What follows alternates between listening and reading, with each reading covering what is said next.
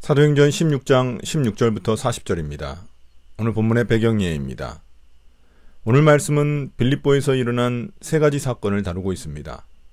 귀신 들린 여종의 치유, 이로 인해 일어난 투옥과 그 투옥 과정을 통한 간수의 구원입니다.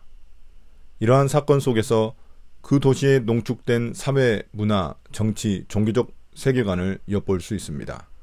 이러한 사탄에게 지배받는 문화 속에서 바울과 실라가 하나님 나라의 복음을 선포할 때 어떠한 일들이 일어나는지 보여주고 있습니다.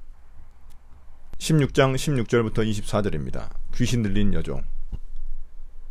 어느 날 우리가 기도하는 곳으로 가다가 귀신 들려 점을 치는 여종 한 사람을 만났는데 그는 점을 쳐서 주인들에게 큰 돈벌이를 해주는 여자였다. 이 여자가 바울과 우리를 따라오면서 큰 소리로 이 사람들은 지극히 높으신 하나님의 종들인데 여러분에게 구원의 길을 전하고 있다 하고 외쳤다.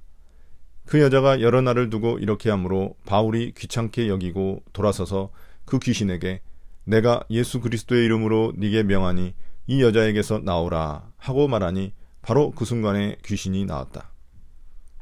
그 여자의 주인들은 자기들의 돈벌이 희망이 끊어진 것을 보고 바울과 실라를 붙잡아서 광장으로 관원들에게 끌고 갔다.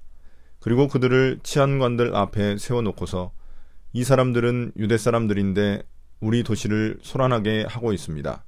이 사람들은 로마 시민인 우리로서는 받아들일 수도 없고 실천할 수도 없는 부당한 풍속을 선전하고 있습니다 하고 말하였다. 우리가 그들을 공격하는 데에 합세하였다. 그러자 치안관들은 바울과 실라의 옷을 찢어버리고 그들을 매로 치라고 명령하였다. 그래서 이 명령을 받은 부하들이 그들에게 매질을 많이 한 뒤에 감옥에 가두고 간수에게 그들을 단단히 지키라고 명령하였다. 간수는 이런 명령을 받고 그들을 깊은 감방에 가두고서 그들의 발에 착고를 단단히 채웠다. 어느 날 바울 일행이 기도하는 곳에 가다가 귀신 들려 점을 치는 한 여종을 만나게 됩니다. 그녀는 점을 쳐서 자신의 주인에게 돈을 벌어다주는 여자였습니다. 이러한 여종의 모습은 빌립보 도시가 얼마나 사탄에게 사로잡혀 있는지 단적으로 보여주고 있습니다. 이 귀신 들린 여종은 그러한 비인간적 사회 속에서 억압받고 착취당하는 피해자일 뿐입니다. 한편 그녀가 바울 일행을 쫓아다니면서 하나님의 종인 그들이 구원의 길을 전하고 있다고 말하고 다닙니다. 여기서 그녀가 말하는 지극히 높으신 하나님은 자신들이 믿는 이방신을 의미할 수도 있고 창조주 하나님을 지칭한 말일 수도 있습니다. 설령 창조주 하나님을 언급한 것일지라도 귀신 들린 여종의 말이기 때문에 그 의미가 훼손될 수밖에 없습니다. 바울은 계속해서 이 말을 내뱉으며 자신들을 따라다니는 것을 괴로워하여 예수님의 이름으로 그녀 속에 있는 귀신을 내쫓아버립니다. 그러면 사람들이 기뻐해야 할 텐데 그렇지 않습니다. 오히려 그녀를 통해 돈벌이를 할 수 없게 된 주인들은 분노하며 바울과 실라를 붙잡아 관원들에게 끌고 갑니다. 그들은 바울과 실라가 유대인으로서 도시에 소란을 일으키고 이상한 풍습들을 전하고 다닌다며 고발합니다. 그러자 무리들은 합세하여 바울 일행을 공격합니다. 이에 관리들은 그들의 옷을 찢어버리고 그들을 매로 쳐서 감옥에 가둡니다. 이때 맞은 매가 나중에 바울이 3차례 매를 맞았다고 고백하던 그 고난 중 하나입니다. 간수는 그들을 깊은 감방에 가두고 발에 착고를 단단히 채워 감옥문을 지킵니다. 사건의 시시비비를 가리는 재판도 제대로 받지 않았고 부당한 대우를 받은 것입니다. 16장 25절부터 34절입니다. 바울과 실라의 투옥. 한밤쯤 되어서 바울과 실라가 기도하면서 하나님을 찬양하는 노래를 부르고 있는데 죄수들이 듣고 있었다. 그때 갑자기 큰 지진이 일어나서 감옥의 터전이 흔들렸다. 그리고 곧 문이 모두 열리고 모든 죄수의 수갑이며 착고가 풀렸다. 간수가 잠에서 깨어서 옥문들이 열린 것을 보고는 죄수들이 달아난 줄로 알고 검을 빼어서 자결하려고 하였다. 그때 바울이 큰 소리로 그대는 스스로 몸을 해치지 마시오. 우리가 모두 그대로 있소 하고 외쳤다. 간수는 등불을 달라고 해서 들고 뛰어 들어가 무서워 떨면서 바울과 실라 앞에 엎드렸다. 그리고 그들을 바깥으로 데리고 나가서 물었다.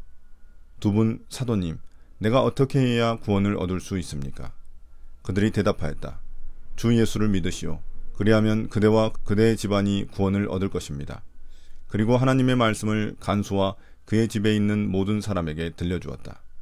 그 밤 그 시각에 간수는 그들을 데려다가 상처를 씻어주었다.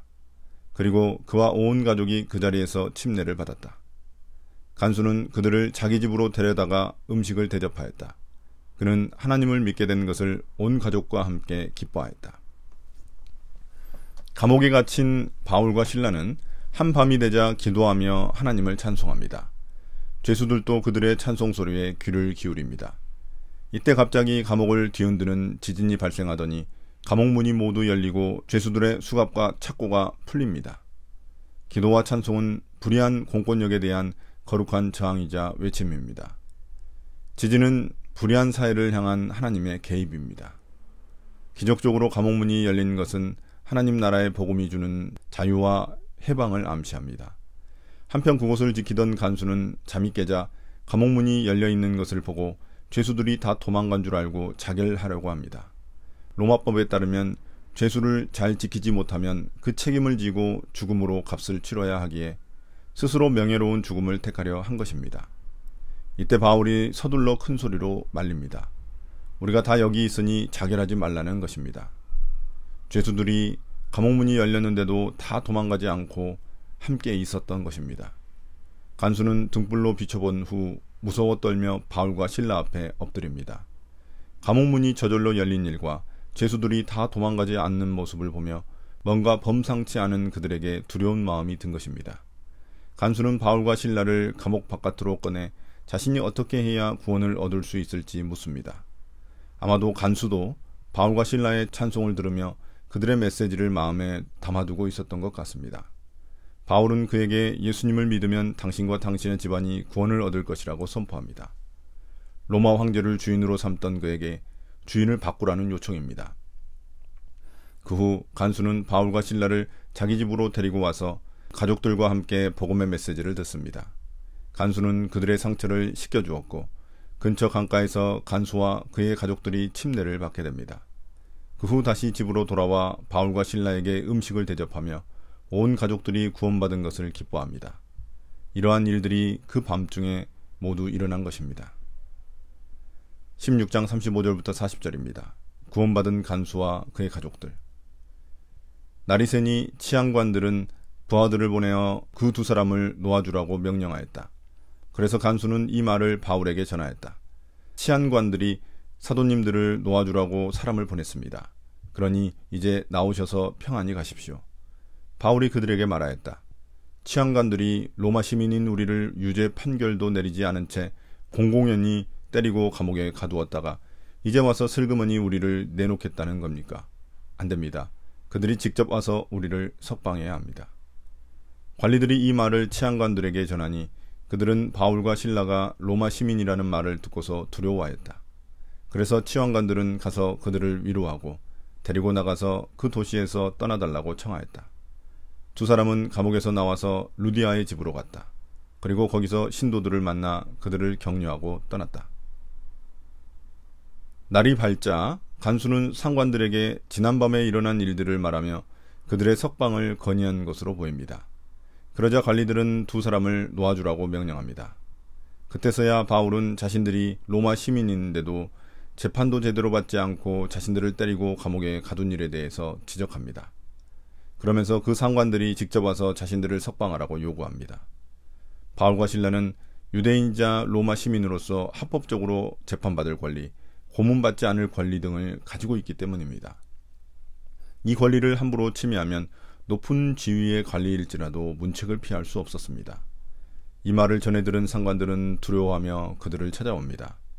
바울과 실라를 위로하고 데리고 나가서 자신들의 도시를 떠나달라고 요청합니다. 그러자 두 사람은 감옥에서 나와 도시를 곧장 떠나지 않고 루디아의 집을 방문합니다. 그곳에서 성도들을 만나 그들을 격려한 후 도시를 떠납니다. 그럼 왜 바울과 실라는 처음부터 자신들이 로마 시민이라는 말을 하지 않았을까요? 정확한 이유를 알 수는 없습니다. 결론적인 이야기지만 만약 그렇게 했다면 간수와 간수의 가족들 그리고 죄수들도 구원받지 못했을 것입니다. 또한 빌립보 교회도 두 사람의 석방을 보며 더욱 튼튼히 세워질 수 없었을 것입니다. 어쩌면 바울과 실라는 자신들이 로마 시민임을 자신들의 방패와 자랑으로 사용하면 자신들이 전하는 복음이 퇴색될 수도 있다고 여겼을 것입니다. 또는 이런 일 가운데서도 하나님의 놀라운 인도하심을 기대했을 수도 있습니다. 오늘 묵상입니다. 바울과 실라는 빌립보에서 풍성한 하나님 나라의 열매를 맺습니다. 루디아를 만나 유럽 최초의 교회가 세워졌고 귀신 들린 여종을 만나 그들의 사회에 큰 충격을 주었습니다. 그리고 복음을 전하다가 빌립보 감옥에 갇힌 사건은 한 간수의 인생을 바꾼 사건이 됩니다. 이처럼 바울의 복음 전도는 다양한 배경을 가진 사람들과 그들이 속한 사회와 문화에 중대한 영향을 끼치게 됩니다. 우리가 사는 세상에도 여전히 복음의 능력이 필요합니다. 억압과 착취, 죽음의 사회 속에서 하나님 나라 복음의 능력으로 무장하여 다양한 곳에서 하나님 나라의 생명을 퍼뜨리는 우리가 되기를 소망합니다.